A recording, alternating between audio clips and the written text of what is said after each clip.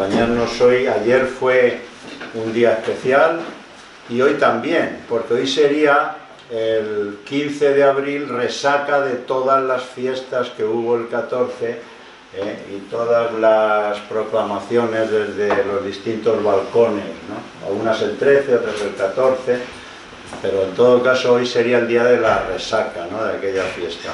Y para ello nos acompaña, para explicarnos algo de lo que no podamos saber, una persona que es un lujo para nosotros tenerla aquí, que es Miguel Muñoz Rubio. Entre todos los atributos y títulos que tiene, el que más les honra es ser amigo mío, pero bueno, eso no. Él es licenciado y doctor en Historia en Historia Contemporánea por la Universidad Autónoma de Madrid y experto en, eso es un título también que se obtiene en la universidad, experto en transportes terrestres por la Universidad Complutense de Madrid. Es profesor, ha sido y es profesor en la Autónoma, parece, ¿no? También sobre estos temas y, en fin, ha escrito muchos libros. Yo solo voy a nombrar dos, y por supuesto muchísimos artículos. Los dos últimos libros que ha publicado, 800 brazos, que es la historia del movimiento obrero en el ferrocarril durante el franquismo, y este que acaba de salir hace poco, que es una segunda edición corregida y aumentada, porque el primero llegaba hasta un año determinado y este llega hasta, es Renfe, Historia del Ferrocarril Público Español, desde 1941, en que se constituye la empresa pública Renfe, como sabéis, hasta el 2004, puesto que el 1 de enero de 2005 Renfe deja de ser lo que era para dividirse en dos empresas, Renfe y Adif.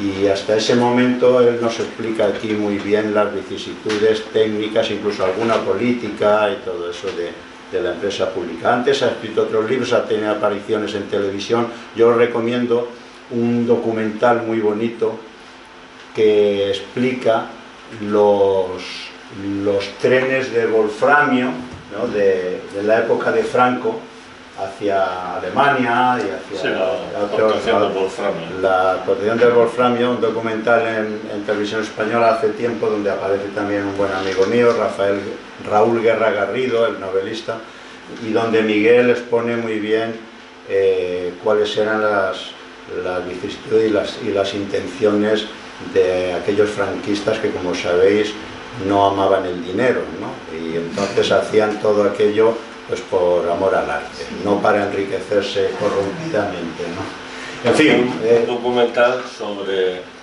el comercio del wolframio que hizo Franco, primero con los alemanes, pero luego con los aliados, eso. Estados Unidos y Inglaterra. Entonces, lo que hizo fue vender el wolframio a los aliados y cobrarlo en divisas, en dólares y en libras, y con todo ese dinero que en principio iba a estar destinado para reponer el oro del Banco de España, pues lo que hizo fue comprar 400 toneladas de oro en Suiza y se quedó, según los cálculos que hicimos, con unas 40 toneladas.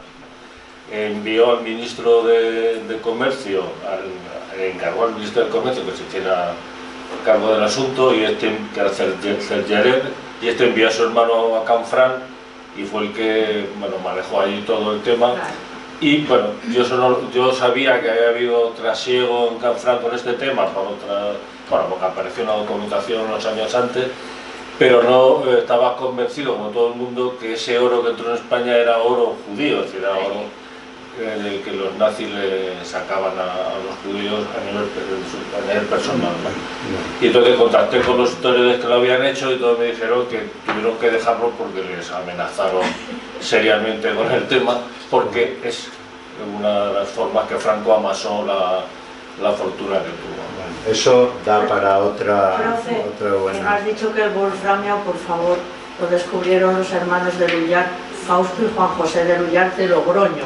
Sí, señor. Fausto después se fue a México y Juan José a Colombia, Nueva España. Sí, Da para un documental, ya que ya se hizo, y para otras cosas. Bueno, el caso es que yo termino ya.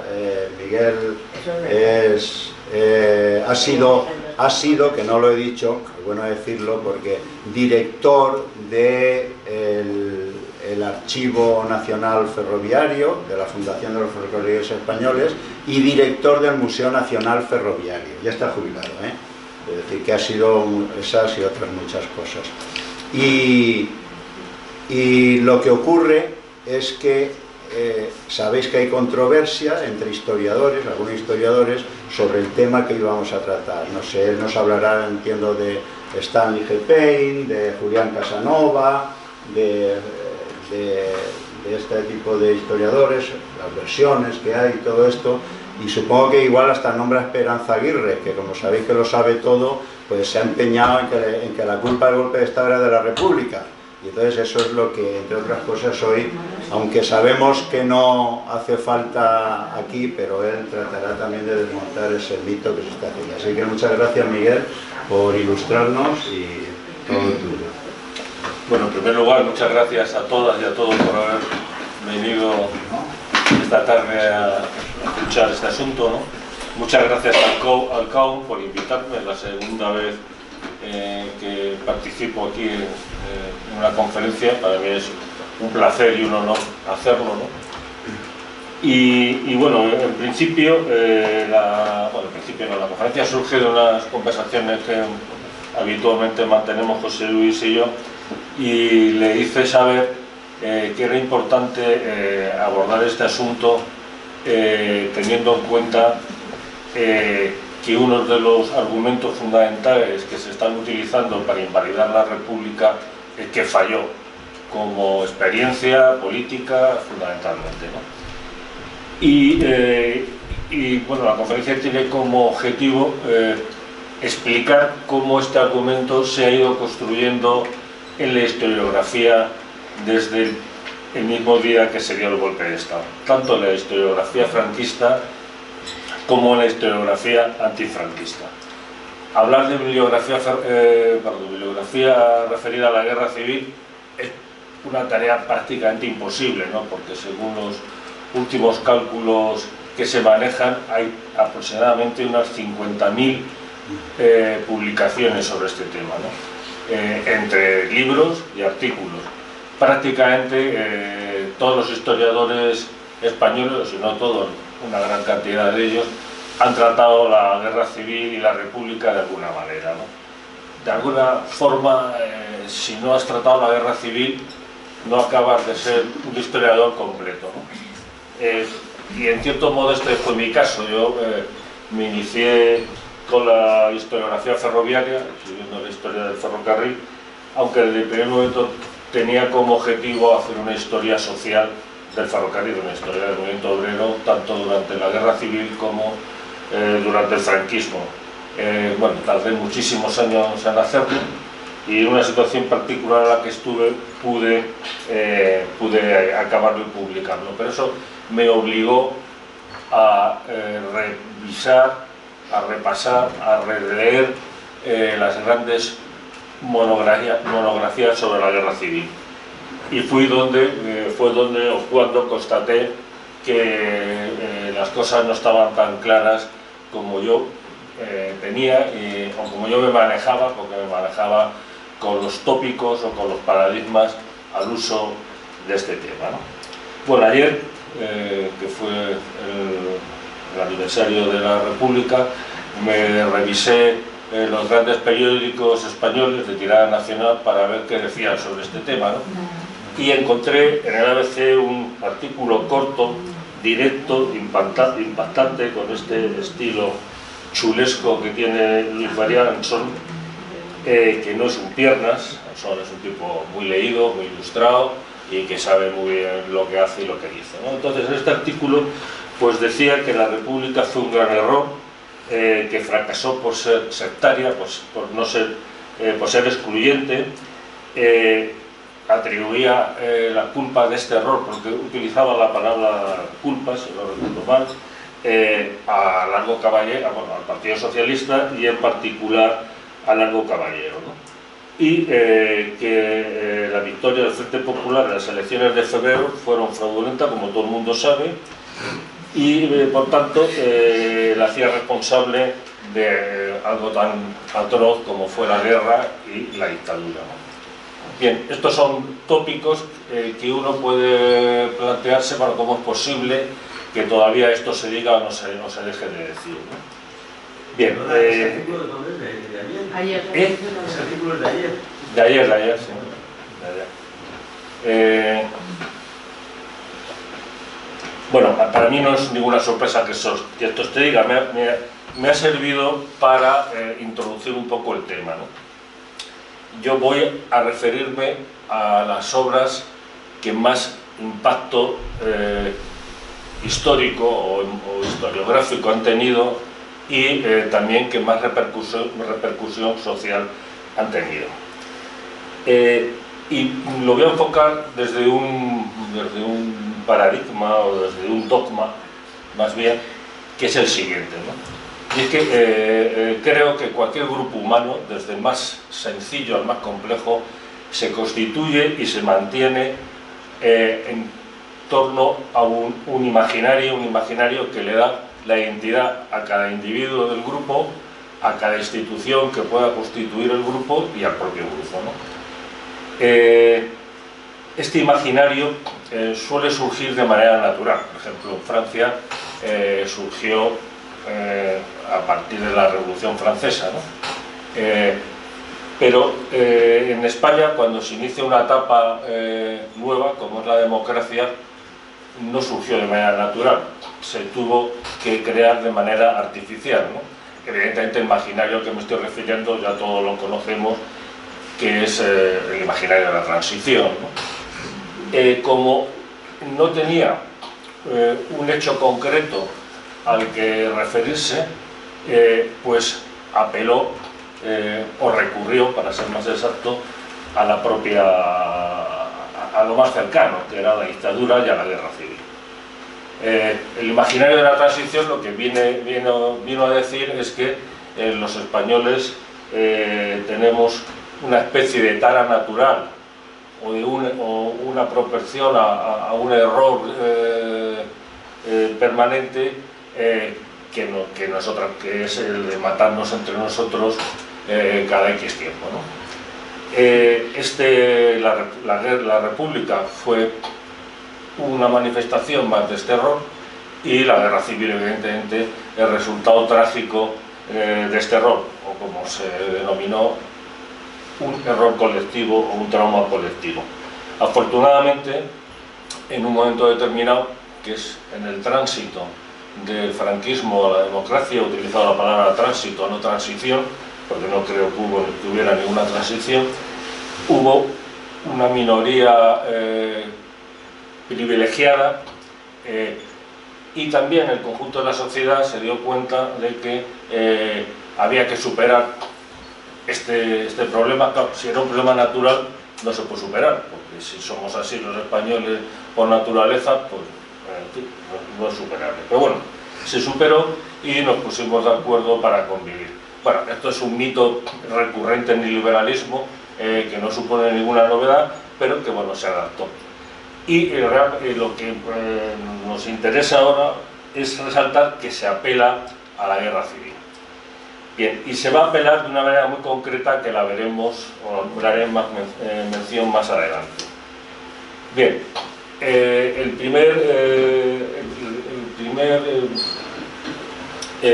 imaginario historiográfico sobre que la República fue una experiencia fallida lo empiezan a construir los franquistas desde el mismo momento en que dan el golpe de Estado. Con la denominación franquista me refiero a todo el bloque reaccionario que se organizó y participó en torno al golpe de Estado. Un golpe de Estado que habitualmente lo hemos considerado militar, pero que ya debemos empezar a considerar cívico-militar, porque como están descubriendo jóvenes historiadores participó también parte de la sociedad. Bien, desde el primer momento empiezan a constituir este imaginario de que la República fue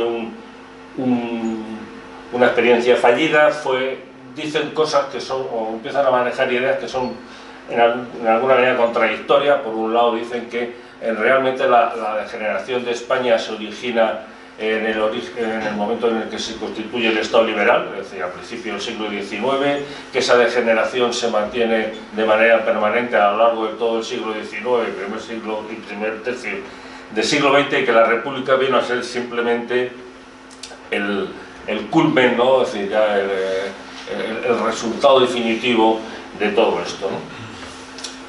Por otro lado, también sostienen que bueno, fue una experiencia política manejada por los comunistas soviéticos que tenía como objeto acabar con la civilización cristiana que constituye la esencia de España, etcétera. Son argumentos contradictorios, pero bueno, este planteamiento surge de los propios bandos de los militares golpistas y se va, bueno, pergeñando a lo largo de estos años. Hay entre los instrumentos que utilizan para construir este imaginario, hay uno muy significativo, que es el noticiario de España, que es un argumentario que crean ya en diciembre del 37, que crea la propia Junta Técnica de Estado, es decir, el propio Franco, para hacer frente a la pérdida que están teniendo sobre el relato fuera de España. Son conscientes de que su relato no está llegando fuera de España y por lo tanto necesitan bueno, hacer frente. Entonces, bueno, montan este argumentario, que básicamente funciona como un argumentario, es decir, se construyen argumentos que se difunden dentro de todo el aparato de Estado franquista, dentro de toda la prensa, y bueno, entre los que participan en este argumentario estaba Melchor Fernández Almagro, que bueno, pues publica un argumento, digamos de esta manera, que dice que la República fue un régimen de corrupción, insuperable egoísmo, terribles rivalidades, criminales violencia, desorganización absoluta, que la guerra fue provocada por el Frente Popular, que las Fuerzas Armadas de la República eran forzadas a pelear mientras sus dirigentes estaban en el secreto de la derrota que les aguardaba, siendo la propaganda falsa sabienda. En fin, ¿por qué traigo a Fernández Almagro? Porque Melchor Fernández Almagro va a ser el primero que escribe una historia de la guerra civil durante estos años, y junto con otros historiadores como Josep Pla, que era un periodista catalán que escribe una historia de la guerra civil, bueno, de España, de la guerra civil, por encargo de Francesc Cambó, y que bueno, tiene una historia en sí mismo bastante interesante. Bueno, y otros historiadores como Ricardo Cierva, Joaquín Arrarás, van a conformar la primera historiografía sobre la guerra civil de carácter franquista. Y es una historiografía que lo que hace es hacerse eco o incorporar todas estas valoraciones. Así que la República fue una experiencia fallida, que era el culmen de un proceso de degeneración. Deslizan también de alguna manera que fue una tragedia colectiva, fue un fallo colectivo de alguna manera. Es una historiografía que no tiene ninguna calidad científica, y cuando digo calidad científica me refiero a ninguna de las características que bueno, homologan o identifican a un trabajo realizado en la universidad o en la academia. Hay que abrir un paréntesis para señalar que Franco se cargó toda la producción académica en España, como todos lo sabemos, ¿no? Y que la historiografía española, la historia, la producción histórica, va a vivir un largo periodo de barbecho, sin apenas producción. Muchos de los historiadores que no se exiliaron o que no fueron asesinados fueron depurados y no pudieron trabajar, etc. Por lo tanto, lo único que se produce en la Universidad Española durante los años 40-50 es este tipo de trabajo. En paralelo a esta experiencia, algunos de los exiliados prestigiados de la República, tanto la mayoría evidentemente republicanos, pero algunos también antirrepublicanos, franquistas, van a publicar memorias. Probablemente sea el primer producto memorialístico que surge, ¿no? Y en estas memorias van a acuñar la idea de que la República y por supuesto la Guerra Civil fue un fallo colectivo, fue una tragedia, un fallo colectivo y que enfrentó a dos Españas y van a dar lugar a la idea de la tercera España, es decir, a la idea de la reconciliación. Esto se produce fundamentalmente fuera de España, ¿no? Es decir, en España no tiene ninguna influencia, evidentemente, pero la idea está planteada, ¿no? Bien, a principios de los años 60 se redactan las primeras monografías sobre la guerra civil no franquistas. Se hacen en las universidades anglosajonas fundamentalmente y se van a hacer cargo fundamentalmente, o van a incorporar fundamentalmente esta idea de que la guerra civil fue una tragedia colectiva y que la República fue una experiencia fallida por los errores que cometieron fundamentalmente sus dirigentes y en cierta medida también el Partido Socialista. Pero a estos planteamientos le van a incorporar una cuestión que es fundamental, y es que son trabajos científicos, es decir, están hechos por historiadores académicos y están hechos con todos los requisitos necesarios para poder acuñarlos como tales.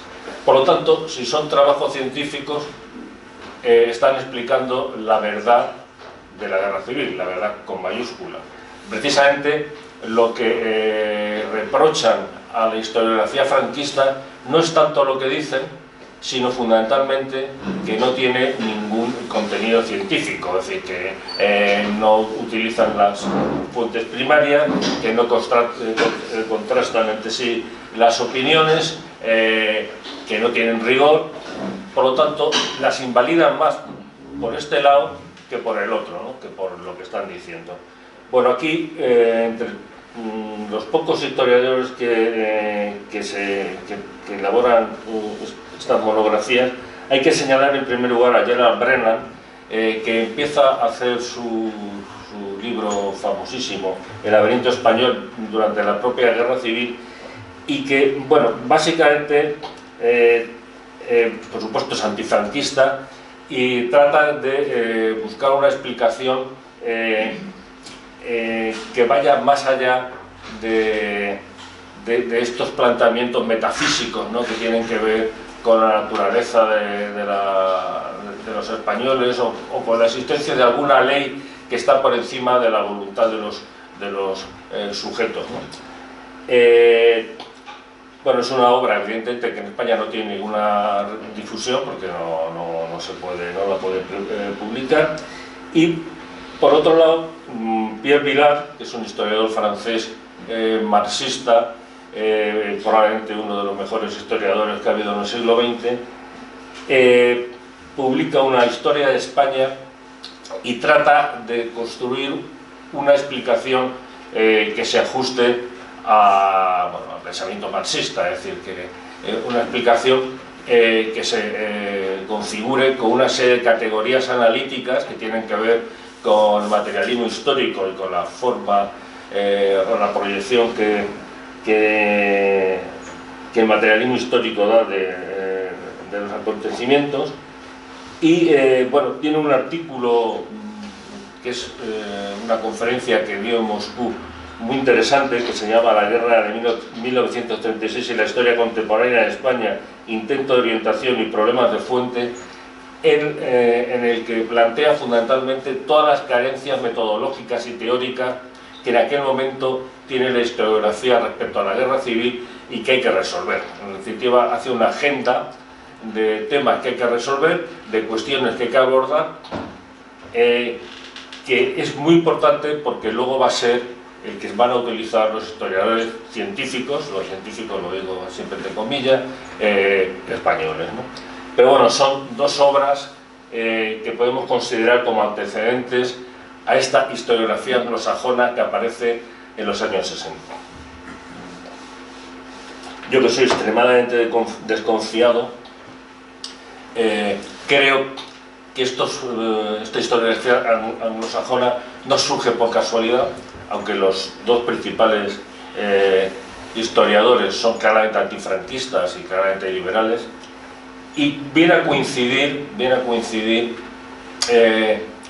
con un momento en el que se pone en funcionamiento un mecanismo para que el franquismo pueda incorporarse a un sistema político democrático como había en el resto de la Europa occidental. Porque estos dos historiadores se van a hacer eco precisamente de esta teoría de la tercera España, ¿no? Y bueno, yo soy muy suspicaz, creo que el franquismo colapsó de manera rotunda en 1957, tuvo que ser rescatado por el Banco Mundial para que no desapareciese. El Banco Mundial le puso un recetario económico que tuvo que cumplir, pero hubo una parte del franquismo, y cuando me refiero al franquismo me refiero al sistema político, a sus instituciones, a sus dirigentes, etcétera, que comprendieron de alguna manera que tenían que buscar este camino para poder llegar a un sistema democrático y poder incorporarse a él, que será lo que ocurrirá durante el periodo del tránsito del franquismo a la democracia, luego a partir de entre 1975 y 1977. Bien, este grupo franquista son los que acometen las reformas, ¿no? Con Fraga a la cabeza, etc. Bien, estos dos historiadores son Hugh Thomas, que publica La guerra civil de España en 1961, donde sigue haciéndose cargo de esta imagen cainita, ¿no? Esta tendencia natural que tiene España, que tenemos españoles a enfrentarnos. La imagen que había de España fuera de nuestro país durante el siglo XIX era un poco esa, ¿no? O sea, una especie de población indómita, muy poco disciplinada, etcétera. De hecho, bueno, pues por ejemplo, muy idealistas, muy juerguistas, los escritores que vienen por España pues hacen idea de esta, tal propio Marx en sus artículos sobre España también plantea de alguna manera este asunto. Bueno, por ejemplo, pues las óperas más importantes, pues Carmen, ¿no? La historia de un torero, de una trabajadora de la fábrica de tabaco, o en fin, bueno, alguna otra ópera más, también aparecemos con esta imagen, ¿no? Bueno, Hugh Thomas, en su obra, que es una obra que se convierte en una obra canónica, porque es un trabajo escrito de una manera con bastante calidad, porque los historiadores anglosajones son muy literarios y es una escuela que siempre se ha preocupado mucho de cuidar la redacción y de dar un contenido literario, pero bueno, se hace cargo de este planteamiento, de nuestra tendencia cainita, del fracaso, la República como fracaso, y da dos explicaciones. Por un lado, una explicación metafísica, es decir, la propia historia de España hacía imposible que ese proyecto pudiera funcionar y estaba escrito con letras mayúsculas que iba a fracasar, ¿no? Y por otro lado también, bueno, porque hay una serie de errores cometidos por los dirigentes republicanos, ¿no? Fundamentalmente por los socialistas. El segundo historiador es Gabriel Jackson, que publica la República Española en la Guerra Civil en 1965, y bueno, más o menos viene a plantear lo mismo, ¿no? Que la reforma agraria era imposible de resolver por la situación material que había en España, que fue en la Revolución del 34 lo que provocó la Guerra Civil, lo plantea claramente así. Ambos se plantean una pregunta inicial, es decir, ¿qué pasó para que se hubiese producido la Guerra Civil? ¿Cómo se pudo producir una guerra civil tan cruenta como la que hubo en España? Es una pregunta absolutamente falsaria. Hacerse esa pregunta en 1962, después de lo que había pasado en el mundo con la Segunda Guerra Mundial, es que vamos, en fin, o de lo que había pasado en Estados Unidos. Es verdad que Jackson reconoce que la Guerra Civil Americana no fue menos cruenta que la española, pero nadie puede abordar un tema como la Guerra Civil, como la República, la Guerra Civil Española a partir de esta pregunta, ¿no? Bien, junto a estos dos historiadores van a surgir otros más, ¿no? La lista es muy grande, yo no me voy a parar en todos ellos porque sería imposible. Solamente voy a hacer una parada para hablar de Edward Malefakis. Es un historiador económico que en 1970 publica un libro, ¿no?, sobre que básicamente lo que viene a plantear es que la reforma agraria era imposible de hacer tal como se planteó y que por lo tanto el fracaso era inevitable, pero también hubo otra serie de razones institucionales, ¿no?, como un sistema de partidos débil, demasiada polarización política, demasiada fragilidad de las instituciones políticas, en definitiva un sistema electoral también complejo, que bueno, de alguna manera hacía inevitable que esto se pudiera ocurrir, se pudiera acabar bien, ¿no? Bien, estas dos obras son las que van a manejar los historiadores españoles, los estudiantes que luego serán historiadores españoles en su formación durante esta década, ¿no? Es decir, son dos obras además muy bien escritas, muy bien hechas, muy solventes, y por tanto, bueno, pues son las que van a nutrir, las que van de las que van a beber, ¿no?, y de las que vamos a beber prácticamente todo. Antes de que se inicie la historiografía española sobre la Guerra Civil, se publican dos obras que son puramente económicas, que van a tener una gran importancia, ¿no?, en la manera que van a tener los historiadores de ver las cosas. Son las de Nadal, el fracaso de la Revolución Industrial en España, y los orígenes del capitalismo en España, de Gabriel Tortella. Son muy importantes porque lo que vienen a plantear es que la historia de España durante el siglo XIX es una historia fallida. El título del fracaso de la Revolución Industrial lo dice claramente: fracasó la Revolución Industrial, por tanto España es un proyecto político y económico fallido. En el caso de Gabriel Tortella, pues haciéndose eco o utilizando una teoría liberal, lo que plantea es que el fracaso de la industrialización estuvo provocado porque el sistema bancario era muy débil y por lo tanto no podía canalizar los ahorros necesarios para financiar el sector industrial. En definitiva, estas son dos obras que nos indican que la inteligencia española de este periodo, me estoy refiriendo a la antifranquista o a la democrática, está preocupada, está convencida de que España es un fracaso. O sea, la historia española ha sido un fracaso y que hay que intentar responder esta pregunta, ¿no? Claro, lo cual refuerza todavía más esta visión de que la República fue un fracaso, ¿no? Bien, llegado a este momento, conviene retomar ahora, porque si no, no sería comprensible lo que voy a explicar a continuación, la cuestión del imaginario de la transición. Con el imaginario de la transición que se constituye entre el 76 y el 78, nadie está de acuerdo. Ni la derecha ni la izquierda. En ningún caso lo aceptan. Lo aceptan coyunturalmente porque es lo más útil para poder resolver el problema que en ese momento se está dando. Pero desde ese momento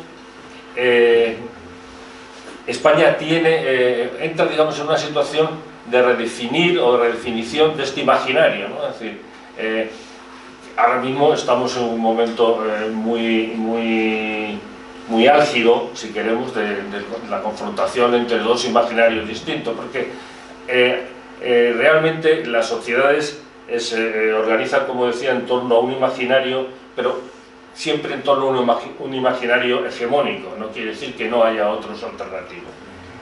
Por algún motivo, el Partido Socialista decide, cuando se produce el cincuentenario de la Guerra Civil, redefinir este imaginario. Decide redefinirlo porque encarga a un grupo de historiadores que elaboren un libro que se llama La Guerra Civil 50 años después, que es dirigida por Tuñón de Lara, y en la que participan Aróstegui, Gabriel Cardona, Ángel Viñas y José María Brical, en el que lo que viene a plantear es que el conflicto fue un conflicto fratricida, ¿no? Provocado básicamente, bueno, por un fallo colectivo, ¿no? Pero gracias a la historia científica, gracias a que el tema se aborda con recursos científicos, académicos, esto está superado. Y por lo tanto ya no tiene o no tiene por qué tener ninguna influencia en el presente. Es un planteamiento evidentemente absolutamente absurdo en un historiador. Todo historiador sabe que la historia es presente siempre, es decir, aborda lo que pasó, pero tiene siempre una presencia en el presente, ¿no? Y lo hacen fundamentalmente recalcando que es una obra científica. Y en esto inciden mucho. Pero además de hacer esto, este libro elabora un documental que se va a proyectar en la televisión española durante estos años, que se llama La Guerra de España, y es un documental en el que participan estos historiadores y en el que se defiende esta idea de las dos Españas, del fallo de la República, de la culpabilidad del Partido Socialista, de la tragedia colectiva. Es curioso, ¿no?, que el Partido Socialista, que lo que intenta realmente es vincular el sistema democrático con la República, es decir, el sistema democrático es el heredero directo de la República, lo que elabore un documental que dice lo contrario, ¿no? Bueno, son 38 capítulos, si no recuerdo mal, de casi 3/4 de hora cada uno, no sé si alguno lo recordaréis, pero voy a poner los 4 primeros minutos del primer capítulo porque ahí está condensado todo lo que estamos diciendo. Ya de entrada, si vemos cuál es... Espera que no va a poner. Bueno, esta es la carátula del documental. Bueno, ya más claro no puede ser, ¿no? Quiero decir, utilizan esta famosísima pintura de Goya para decirnos o simbolizar las dos Españas atávicas matándose a garrotazos, ¿no? Bueno, ¿todo ya? Sí. Vamos a ver, son 4 minutos, no sé si va a ser muy largo.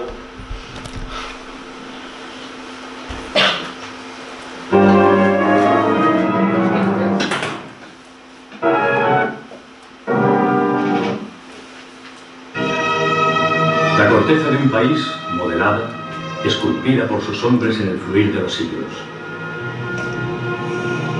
Geografía.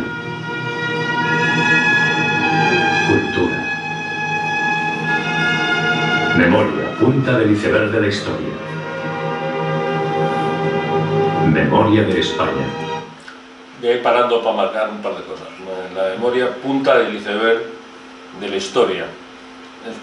Se está dando una explicación de lo que es la memoria histórica cuando este tema no está ni mucho menos planteado, pero es interesante, perdonad que lo corte. Ocurrió hace medio siglo.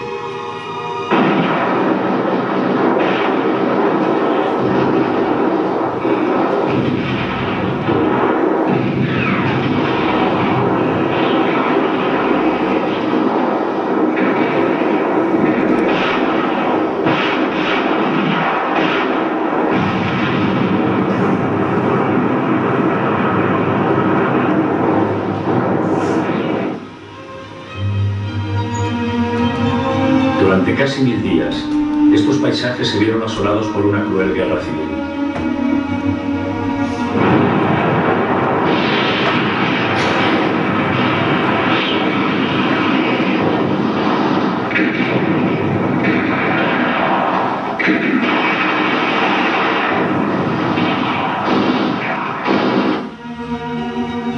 Decenas de miles de muertos yacen enterrados en estas tierras hoy en paz y libertad. Los destrozos materiales sería vano calcularlos.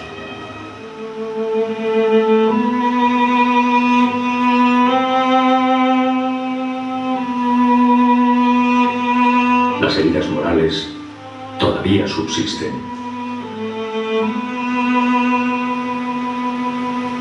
Para Europa fue el prólogo de la Segunda Guerra Mundial. Para España, el origen de 40 años de dictadura.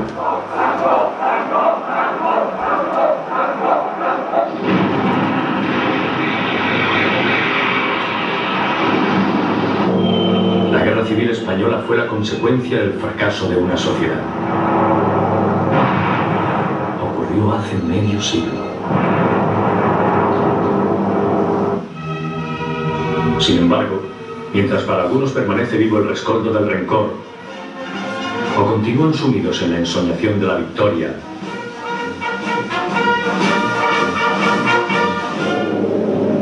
o la derrota.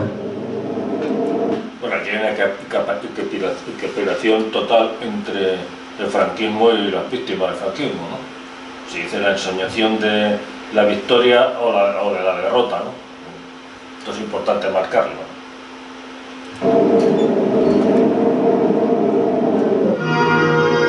La mayoría solo ve la guerra como una referencia lejana y casi ajena, cuando no ignora su existencia. La guerra civil es ya solo historia, pero historia que es necesario comprender y asimilar para entender el presente. Ninguna guerra surge por generación espontánea. Ningún pueblo intenta autodestruirse sin razón aparente. La guerra civil estalla tras una serie de conflictos acumulados y no resueltos que empezaron a gestarse muchos años antes. El 17 de mayo de 1900... Bueno, como veis la introducción ya hemos acabado con la proyección. Podría poner la canción, la banda sonora de la transición, ¿no? De que si no hay libertad seguro la habrá, porque dice exactamente lo mismo. Bien, como vemos, se construye una historiografía sobre estas ideas que he venido señalando, ¿no? Voy a ir más rápido como estoy entreteniendo. Bien, en este periodo, Paul Preston publica La Guerra Civil Española, donde, bueno, ya no pertenece a esta generación, es difícil.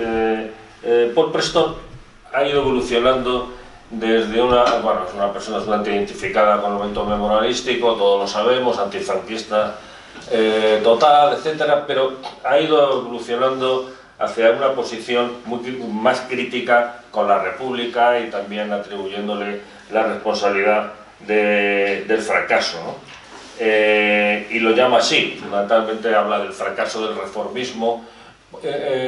Todos estos historiadores lo que vienen a decir es que los los gobiernos del primer bienio, los gobiernos de izquierda fueron muy rápidos. Incluso algunos llegan a plantear, bueno, que las clases populares, los campesinos y los trabajadores tenían que haber aceptado un poquitín más de espacio en su reivindicación, en su mejora social, es decir, tenían que haberse sacrificado un poco por ello, ¿no? Y durante estos años también Tuñón de Lara convoca una serie de seminarios o coloquios en Segovia, con los que lo que hace es elaborar una historia de la España contemporánea y dedica 2 tomos a la República y a la Guerra Civil, 2 que son coordinados por José Luis García Delgado, un economista muy famoso, y lo que viene, bueno, es difícil de valorar porque intervienen varias decenas de historiadores y ahí hay que hablar de cada uno de ellos, de lo que dicen, ¿no? Pero lo que te das cuenta es que lo que están intentando es construir un andamiaje analítico que les permita explicar el tema, ¿no? Es decir, se nota una carencia, ¿no? Una carencia de teoría para poder abordar el asunto. En realidad lo que está ocurriendo con los historiadores y con otras disciplinas que están constituyéndose científicamente en el país, es decir, lo están haciendo a través de estos seminarios, lo están haciendo a través de las revistas científicas que están creando, a través de las organizaciones universitarias, porque no existía antes, había que hacerlo, se estuvo haciendo aquí, ¿no? Y a mediados de los 90 se publica otra obra, que es La Guerra Civil, una nueva visión del conflicto que dividió a España, que es dirigida por Paine y por Javier Tussell, que también reivindica la idea de que fue una experiencia fallida, aunque evidentemente ya descarta que los españoles tuviéramos una tara natural que nos predisponía a enfrentarnos y a matarnos.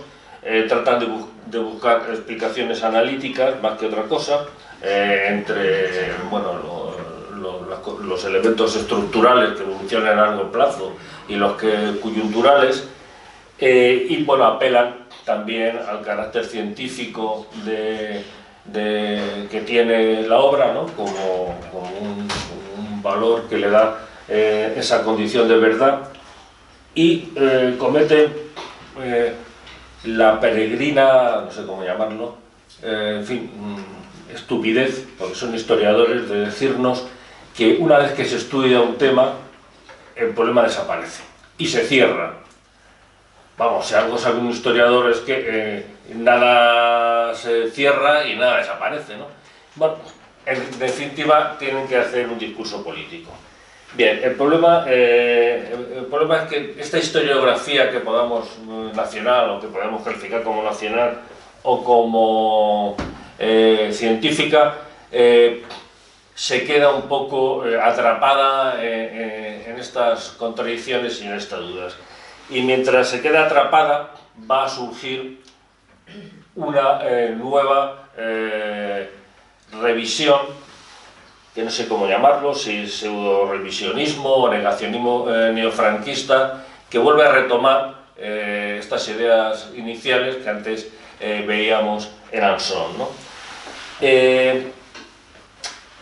Estos individuos, entre los que destaca Pío Moa, como todos conocemos, y el propio Paine, que va a defender a la obra de Pío Moa a rajatabla, están, y por supuesto otros, como pueda ser Trapiello o Reverter. Reverter, me estuve viendo todos los artículos que publicó durante estos años y solo publicó 4 a este asunto, ¿no? Uno para atacar de manera violenta y brutal a Miguel Hernández, sin demostrar nada de lo que dice, no sé si lo conocéis. Otro para decir que las películas que hicieron sobre la guerra civil en aquellos momentos eran una mierda, que hizo Ken Loach y la que hizo Aranda, ¿no? Si no recuerdo más, eran libertarias. En fin, y digo esto porque ahora están diciendo que la culpa de todo lo que está pasando la tuvo Zapatero. Es decir, que fue Zapatero el que desencadenó este nuevo enfrentamiento cuando promulgó la ley de la memoria histórica. Pero claro, es que Pío Moa dice en su libro que empezó a escribir su historia en 1991. En 1985, si no recuerdo mal, en esta fecha ya se publica, Enrico Barco Teruel ya publica un primer libro que podemos considerar como esta corriente revisionista o neofranquista. Es decir, Paine, en la reseña que le hizo al libro de Pío Moa en una revista de la FAES, le atribuye a Felipe González la responsabilidad de este conflicto que se está dando. Dice que fue toda la manipulación que hizo en las elecciones del 93 lo que desencadenó este enfrentamiento. Es decir, esta corriente revisionista surge mucho antes de que se promulgue la ley de la memoria histórica del 2007. Y yo creo que tiene más que ver con la necesidad que tiene la derecha española de reactualizar el imaginario de la transición para reivindicar el franquismo, que todo lo que ocurrió posteriormente. No lo dicen claramente, o lo dicen vergonzosamente, pero lo están diciendo. Bueno, Pío Moa, lo que escribió varios libros, el más importante fue Los orígenes de la guerra civil española, la que viene a plantear, la que trata de demostrar que la guerra civil empezó en el 34, ¿no? Y que fueron los socialistas los responsables de la guerra civil, porque fueron los que dieron el primer golpe de Estado contra la República, etc. Bueno, por supuesto es una obra llena de contradicciones, donde no demuestra la mayoría de las cosas que dice, etc. Y que la academia, es decir, los historiadores profesionales, han ignorado completamente porque la califican, bueno, no lo dicen claramente una mierda, pero bueno, van a dar a entender eso. Y yo creo que ahí se equivocan, porque en el fondo, tanto Pío Moa como el historiador más académico trabaja de la misma manera. Lo único que varía es la calidad del trabajo, pero la metodología es la misma. Y hubo algunos historiadores que le contestaron, como Francisco Espinosa o como Alberto Rey-Tapia, o el propio Moradiellos también le contestó. Pero lo importante de esto es que va a haber historiadores profesionales que van a retomar este planteamiento revisionista y van a defender lo mismo utilizando una metodología científica, ¿no? Es decir, este neofranquismo, este revisionismo neofranquista va a tener por primera vez un soporte, una historiografía científica o académica, ¿no? Por supuesto, la va a tener también periodística, con gente de talento, ¿no? Con periodistas de talento, pero vamos, en la parte historiográfica lo va a tener, digamos que el que más destaca de todos ellos, Fernando del Rey, que se manifiesta claramente en contra de la memoria histórica y que va a defender, no pone en duda la legitimidad de la República en ningún momento, ni plantea que los españoles tengamos una tara natural, pero sí va a hacer responsable sobre todo a los socialistas y a la izquierda en general de una violencia que acaba con la República, por tanto es un acto fallido. Y bueno, ya para esperpento de la vida, Fernando del Rey publicó un libro que era, si no recuerdo mal, era la violencia en la retaguardia de La Solana. La Solana es un pueblo de La Mancha que está cerca de Manzanares, donde hubo unos casos de violencia popular muy importantes, y el gobierno socialista le va a dar el Premio Nacional de Historia. Es decir, con una política de memoria democrática le da el Premio Nacional de Historia a un individuo que está atacando esa política de manera directa. Y por lo tanto, bueno, pues ahora existe una historiografía académica neofranquista que defiende lo que nos parecía una barbaridad en Anson y lo que defendieron los historiadores franquistas durante los años 40 y los años 50, ¿no? Bien, frente a esto, y ya acabo porque yo me estoy extendiendo demasiado, frente a esto, la historiografía académica yo creo que se ha quedado paralizada. Los académicos se consideran especiales porque hacen ciencia y no han sido capaces de responder a este desafío, por decirlo de alguna manera, ¿no? Ha habido algunos historiadores académicos, muy pocos, que sí han respondido, pero la mayoría no lo ha hecho. Y justo en este momento, principio del siglo, se desencadena todo el fenómeno memorialístico, ¿no? Y entonces va a aparecer una nueva generación de historiadores jóvenes, que no son particularmente conocidos, que van a tratar nuevos temas, el tema del movimiento obrero durante la República y la Guerra Civil, el tema de la represión en la retaguardia, el tema del género, de las mujeres, el tema de las checas, ¿no? Que es otro de los mitos de los franquistas, ¿no? Y van a utilizar otros enfoques, van a utilizar otra manera de abordar el tema. Hay una corriente que podemos bueno, se define como pues, historia social y que lo que plantea que lo importante no es tanto explicar lo que ocurre, sino tratar de comprender cómo los contemporáneos vivían o entendían su propia realidad, ¿no? Bueno, estos son historiadores, la mayoría de ellos son historiadores de secundaria, hay mucho historiador local y bueno, las obras son numerosísimas y no me puedo detener en todas ellas, ¿no? Por lo tanto, la historiografía ferroviaria, la historiografía de la Guerra Civil presenta ahora un panorama bastante diverso, ¿no? Y muy distinto del que ha existido a lo largo de la democracia. Tiene que ver mucho con la crisis del imaginario de la transición y bueno, estamos en un momento muy interesante porque se están abordando los temas de maneras distintas y con estudios muy variados y muy distintos. Yo personalmente creo que falta una síntesis o una historia de la República, de la Guerra Civil, que sea capaz de unificar todos estos enfoques nuevos, todos estos trabajos y nos den una explicación distinta a la tradicional. Yo creo que esa obra no existe, hay trabajos valiosos, ahora están publicándose algunos, como lo de Casanova, como lo de Horadiellos, Guzmano Bravo, por ejemplo, es otro que ha publicado ahora un libro sobre los últimos momentos de la República, pero una obra de síntesis no hay. Bueno, y con esto acabo. Yo personalmente, a mí me ha costado muchísimo, y me sigue costando, entender esto, entender todo esto, ¿no? Me ha costado mucho trabajo.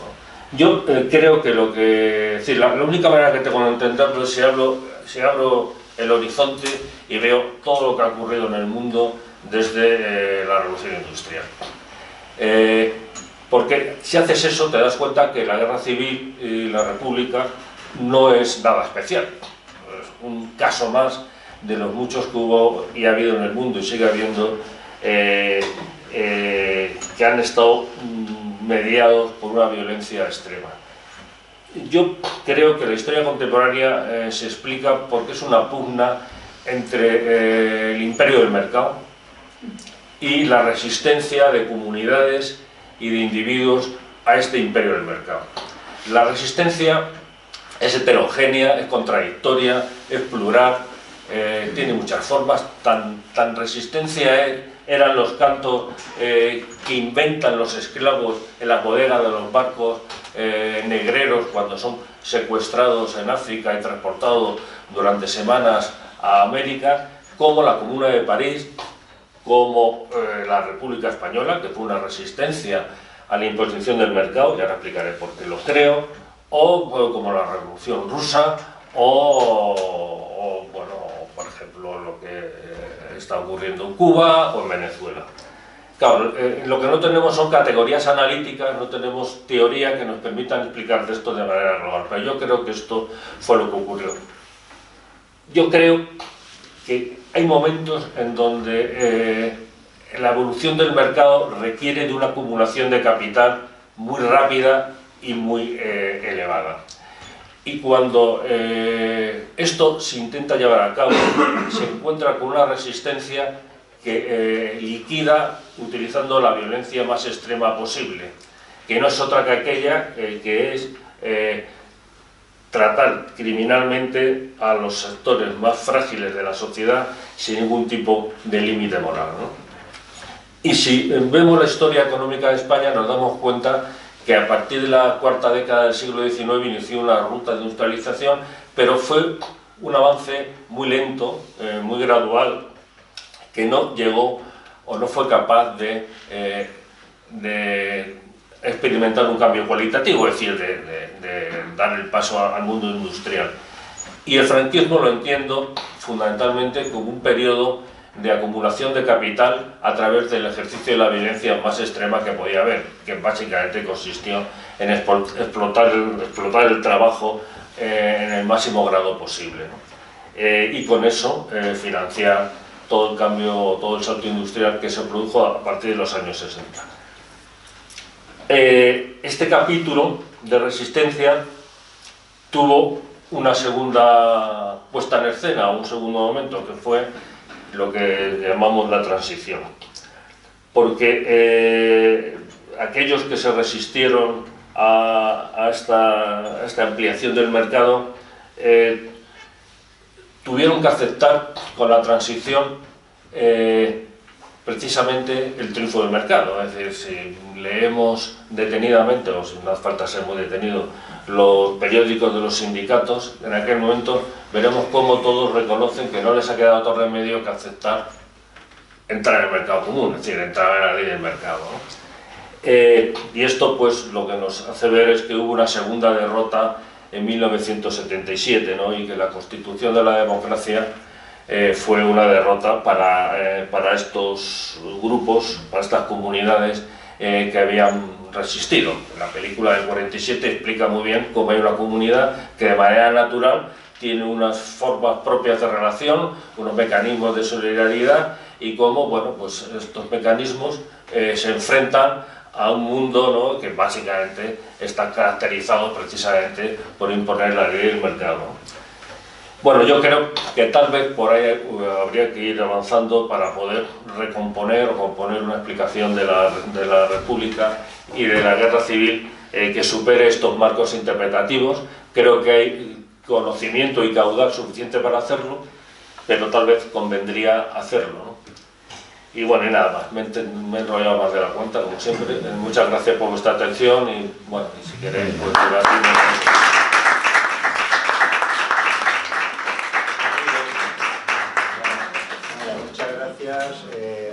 Si alguien quiere, por supuesto, decir algo, pues... Ella primero, si es que había pedido ya y después. Vale, gracias. Bueno, muchas gracias por la exposición y quería preguntar, porque me ha llamado un poco la atención cuando ha hablado de un historiador catalán, Josep Pla, si no recuerdo mal, que precisamente era franquista, y me llamado un poco la atención porque yo creía que los catalanes no eran muy franquistas, entonces no sé cómo, de dónde salió. Bueno, muy franquista no era porque cuando Franco decidió ir a Barcelona, en la Fundación Francisco Franco está el informe que le pasaron, le dijeron no vaya a excelencia a Barcelona porque no le quiere nadie, ni los nacionalistas, ni los obreros, ni nadie. Bueno, fue. Sí, efectivamente, este era un periodista muy famoso durante los años 30, ¿no?, que escribió por orden de Cambó una historia de la Guerra Civil, ¿no?, y que se publicó. Bueno, tuvo no lo puedo contar porque tuvo un lío tremendo. Ahora hace poco se descubrió que hasta el 34, quiero recordar, lo escribió en catalán, aunque luego lo publicó en castellano, pero vamos, sí había, que lo que me estás preguntando, evidentemente, había una parte de Cataluña que era franquista, sin duda, vamos, y ten en cuenta que en Cataluña hubo 2 dictaduras durante el primer tercio del siglo, ¿no?, y que, bueno, había una parte de la sociedad que era bueno, reaccionaria, por decirlo mejor. Sobre todo el poder económico, sobre todo. Pero bueno, lo de Josep Pla no había sido una historia novelada que le manda el periódico a Madrid y él lo que hace es contar su vivencia desde el día sí, de la República, pero no tenía un valor digamos, como estudio? No tiene. Pero fue comercializado, fue vendido como una obra de conjunto sobre la historia de la Guerra Civil y la República, ¿no? Ya he dicho que ninguna de estas obras tenía un valor científico, tal como se entiende, ¿no? ¿Yo? Sí. Me parece bien la presentación que se ha hecho y ahora pues si nos toca el turno de paro, pues cada uno podemos decir alguna cosita más para añadir algo más. Entonces, yo opino que todavía se pueden descubrir cosas nuevas de la República, que hoy nos han publicado, pero también ya pensar un poquito más en qué podemos hacer para mejorar la situación actual, porque todavía en el mundo hay mucha violencia y hay algunos que no son repúblicas, que son reinos, incluso ahora en España, y si tenemos un rey, porque la mayoría quieren un rey en lugar de presidente de la república. Entonces, vamos a pensar, ¿qué podemos hacer para ir cambiando y qué ideas tenemos sobre lo que nos convendría cambiar? Y yo, claro, tengo una idea de que la unión hace la fuerza, y si todo el mundo se uniera como en un gobierno universal y desaparecieran todos los ejércitos, pues entonces no tendríamos otra vez guerras como la Guerra Civil o la Segunda Guerra Mundial o las guerras que hay ahora, sino ir imaginándonos, aunque sea de ciencia ficción, algo que cambie la situación actual. Ciencia ficción, tú lo has dicho, ciencia ficción. Bueno, yo soy muy pesimista, pero yo creo que lo que hay que hacer es desertar. Desertar en el sentido en que lo decía Hegel, es decir, no, la deserción no es una huida, no es una traición. Desertar significa no participar de la locura del mundo. Es un acto de resistencia, es un acto de militancia, ¿no? Y dejarnos llevar por la intuición. Es decir, yo no tengo ni idea de dónde vamos a ir, soy muy pesimista, pero yo me considero un resistente, un desertor. No quiero participar de la locura, de la violencia del mundo, ni nada de eso. ¿Sabes? Y lo hago como puedo, ¿no? ¿Sabes? En el capitalismo moderno, ¿sabes cuál es la gran huelga pendiente? La huelga de consumo. Esa es la gran huelga pendiente. Si se llegara algún día a hacer algo así, yo creo que cambiarían cosas, pero es una utopía. Perdona, estaba Carlos. Bueno, pero una postilla al tema de Pla. Me imagino que la palabra o el concepto surgió en Cataluña, lo de los catalanes de Burgos, que hubo muchos catalanes en Burgos.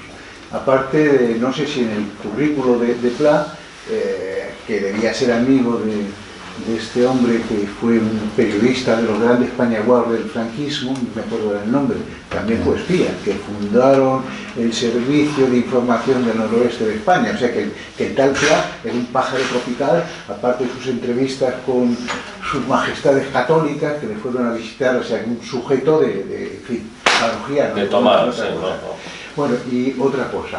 Bueno, lo primero, darte las gracias porque a mí personalmente me has puesto las pilas en ese repaso a toda la historiografía sobre el asunto. Tu hipótesis final me ha parecido, vamos, que hay que explotarla o que debes explotarla. La última, es decir, ese choque entre la acumulación de capital, esos periodos y las resistencias a esas situaciones. Me parece una hipótesis fenómena. Bueno, y me voy a permitir bajar el listón. Cuando se habla de construcción del imaginario, pues por una parte, pues a lo mejor has hablado de ese imaginario en los medios cultos, académicos, pero yo voy a ir al imaginario, digamos, más popular, por supuesto, de un público culto. Y te voy a preguntar, y quiero que seas muy honrado, muy honesto, seas brutal incluso. Por ejemplo, para muchos de los que estamos aquí, aparte de otros valores, existe el valor sentimental. ¿Qué te parece la historia de Ebro? Es decir, ¿la historia de Ebro, la de Guerra y Revolución en España, la que hizo el Partido Comunista, que fue una obra que... Editorial Ebro. La que coordinó Pasionaria. Efectivamente, y que bueno, por supuesto, alguno de aquí estoy convencido, pues que la trajo de contrabando de algún sitio. Y por otra parte, una obra muy bonita desde el punto de vista estético, pero a lo mejor puedes decir que, bueno, que es la obra La guerra de España de Jorge Soria, el que fue corresponsal en España de Humanité. Y después, ya termino, popularmente, yo no sé, los que somos más veteranos, posiblemente recordemos lo que supuso, posiblemente debió ser en el año 69 o 70, la publicación en fascículos de la historia de la guerra civil de Editorial Codex, en fascículos. Y aquello fue un fenómeno realmente, bueno, pues ya no voy a contar batallitas familiares, pero aquello fue en fin, lo mismo que algunos, bueno, perdona, pero sobre todo eso, la historia en fascículos de Codex, que es difícil verlo en los mercadillos, yo no la tengo y a lo mejor algún día si la encuentro, vamos a ver, muy mala desde el punto de vista gráfico, pero... Yo tengo muchísimos libros sobre, tengo todas estas obras y además compré la primera edición de todas ellas, ¿no? Ya por una cuestión. Entonces, bueno, me has preguntado primero por la historia de PC, la que hizo Pasionaria. Hombre, yo a esa la tengo un gran afecto personal porque mi padre fue militante del PC y no sé cómo se hizo con una que tengo guardada con absoluto cariño, ¿no? Evidentemente era una obra fundamentalmente propagandística, ¿no? Evidentemente no tenía otro motivo que ese, ¿no? Claro, está claro, ¿no? O sea, no tiene... Yo creo que me vas a preguntar por la política de reconciliación nacional del PC. Bueno, es una derivada. Pero... Y las otras, ahora mismo yo no, sí, las leí en su momento, claro, yo no las viví, pero no te puedo decir, tengo ahora mismo una idea. La de Soria es muy bonito, son 5 tomos con unas ilustraciones y un fondo gráfico que fue muy cara. Es decir, yo en su momento no me la podía comprar. No, esa no la tengo yo. Esa la he debido leer en la Biblioteca Nacional.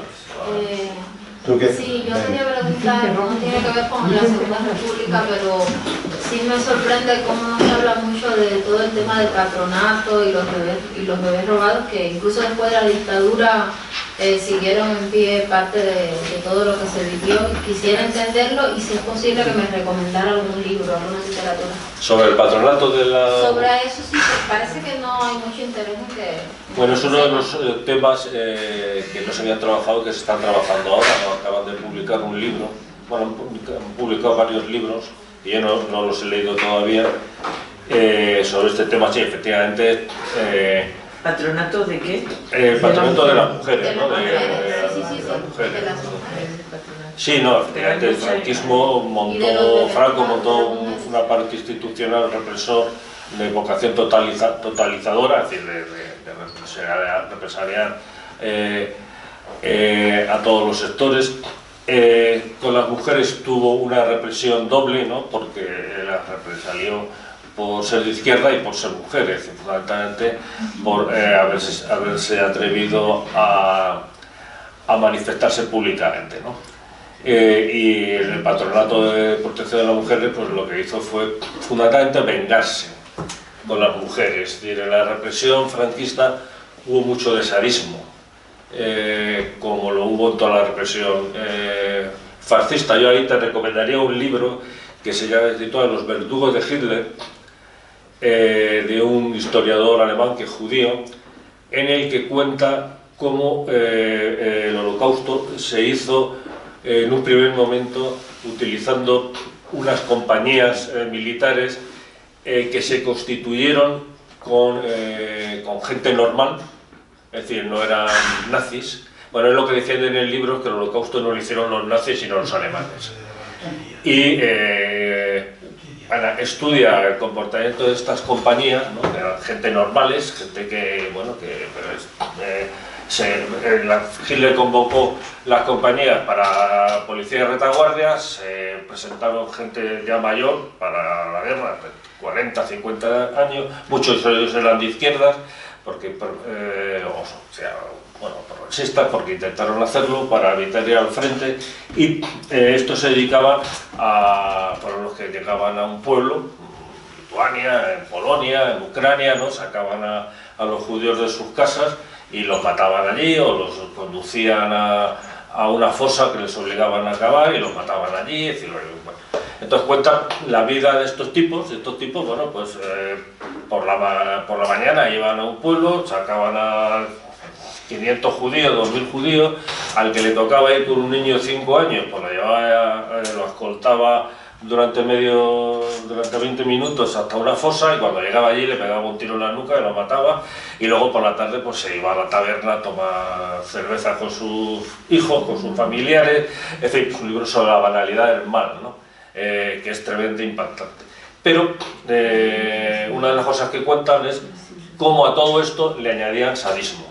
Es decir, cómo había un disfrute de hacerle daño a las víctimas. Y en el franquismo eso se dio, y fue particularmente significativo con las mujeres.